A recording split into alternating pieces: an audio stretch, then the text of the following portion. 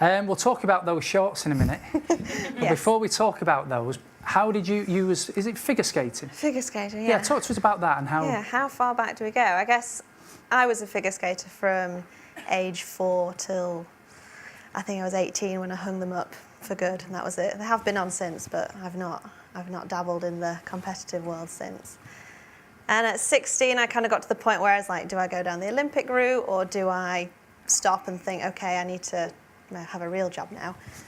So I left school at 16 and went into fashion college, and that was where it taught me everything that I knew, and that kind of took me on the path, and I kind of figured out where I wanted to be. And kind of obviously with the figure skating and the fashion, it was always like a dream. Like I would always design my skating costumes for competition, and it was like that whole girl's dream to design a pink sparkly dress, which, you know, is everything. And as soon as I learnt to sew at fashion college, that was it. I started like making dresses for like my friends that I'd skated with, and it was always kind of just on the side. I had other jobs, and one of my first jobs was working for SEMA as a designer way back. And then, yeah, I kind of took the plunge and left what was my dream job with SEMA to go and do the costumes full time, which was a bit of a risk because, I don't know, I didn't know how many people wanted to buy these things. It's a very niche it's a very niche sport. So yeah, I kind of went for it, and then it just took off, and we were doing costumes for like the Olympic figure skaters and then all the dancing on ice stuff.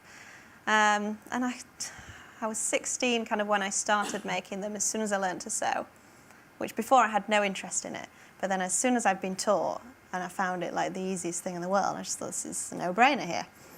So after I'd kind of got to the point where I'd kitted out like European Olympic figure skaters in it, I kind of thought, well, you know, where do we go? Like ice skating's not a hugely scalable business. I kind of dabbled in a training wear line, which was more sportswear based, which it was okay, but it wasn't, I'd had a business partner, it wasn't a great experience, but a big eye opener. And then You went for a night out. One day it wasn't really a night out. It was more. So one of my But this is a clients, great story of how it's the right time. It's the right time, the right place. It is completely. But you also took advantage of that opportunity. I did. And you've just run with it ever since. I never expected it. So what happened? One of my ice skating clients, her stepdad, he puts on like Evening with Anthony Joshua, Evening with Amir Khan, and he said, "Oh, I'm doing one really near your house. I'd just done his stepdaughter's skating dresses. Like, why don't you come along?" He says, you know, there'll be some ring girls there, which kind of was my first dabble into the boxing world. So I'd done like ring girl costumes for Matchroom Boxing, Sky Sports, all those things. So there's some ring girls there. And he said, you know, come along, you can just sit and watch, there's a dinner. So I'm sat in the corner, minding my own business. And someone comes up to me and they're like, oh, can I have a word with you outside? I was like, okay. So I followed him outside. He's like, oh, why are you sat on your own? Like, come and sit with us. I was like, no, I'm fine. I'm just watching. And then 20 minutes pass, someone else comes and asks me, and he's like, no, come and sit with us. Like, we don't want you just sat in the corner on your own. So I was like, all right. So I followed him across the room and ended up sat on the table. It was all Amir's family and friends table. And then after Amir had finished all his kind of questions and answers, a bit like we're sat here now, he came down and got chatting. I think he had other ideas, but he said, what do you do? And I said, oh, I'm a designer. And his brain quickly switched and he was like, oh, you should design me some shorts. And I was like, okay, you know, I've never thought, you kind of just go, yeah, and then you don't think anything of it. And then 3 days later, I got a phone call and I was like, hello. And he's like, oh, hi, it's Amir. And I was like, Amir? He's like, Amir Khan. And I was like, oh, hi. He said, I'm serious. I want you to design me like something totally different, like out of this world. So I was like, okay. I thought he is serious now. So he said, you've got my business manager's number. Like, take a couple of weeks, then come up to the gym and let's see what you've got. So I was like, okay.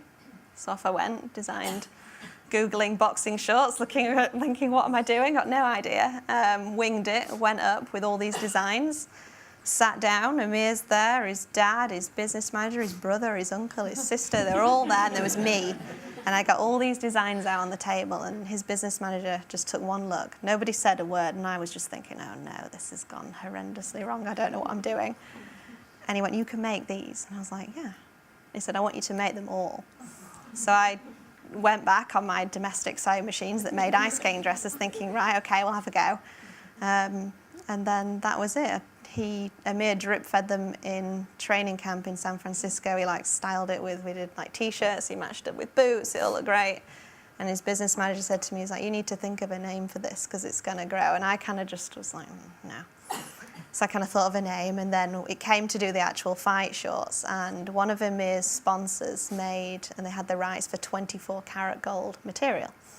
So Amir was like, this is my sponsor, they're going to send you the material. So I was like, okay. It's kind of taken the design element straight out of it. I was like, okay, I'll do what I'm told. So this fabric comes, and it's like this piece of fabric that's all, I'm on the phone, I'm like, I can't use this, it's all cut up, it's no good. They're like, do you know how much that piece of fabric cost? And I was like, okay. So he's like, at trade to them, it was like well over £5,000 with it. I'm not kidding, it was this big.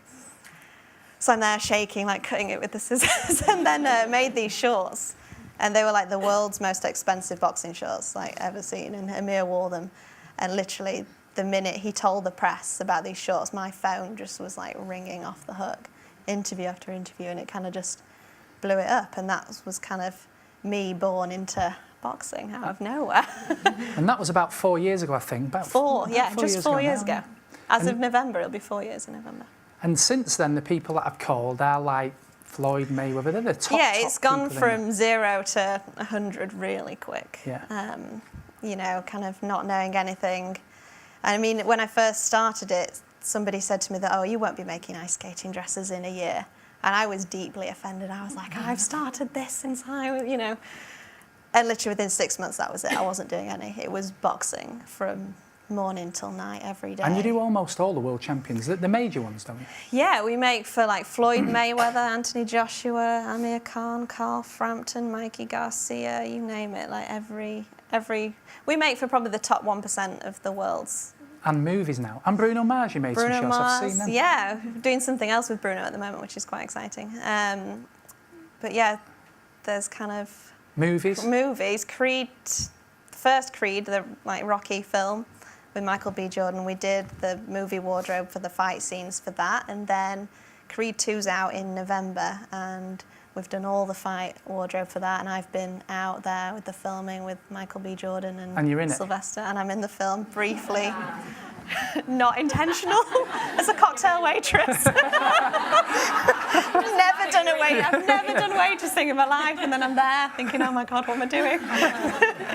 Brilliant. And then just finally, so I think you've got plans for an athleisure. Yeah, kind of the next steps with Fight Label, I guess, because we make everything we do in-house. I have a team of five girls.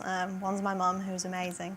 And the sewing, like the quality, everything we do is in like leather, python skin, like crazy fabrics.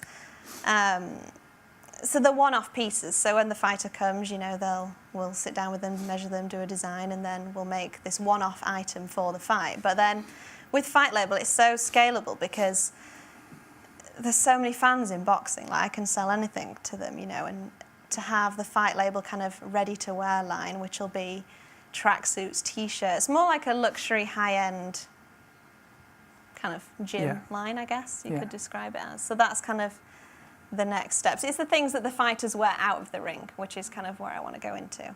Not your general like JD Sports kind of level stuff. It's more like your Selfridges, Harrods level sports. Will that just be for men or women? Men and women.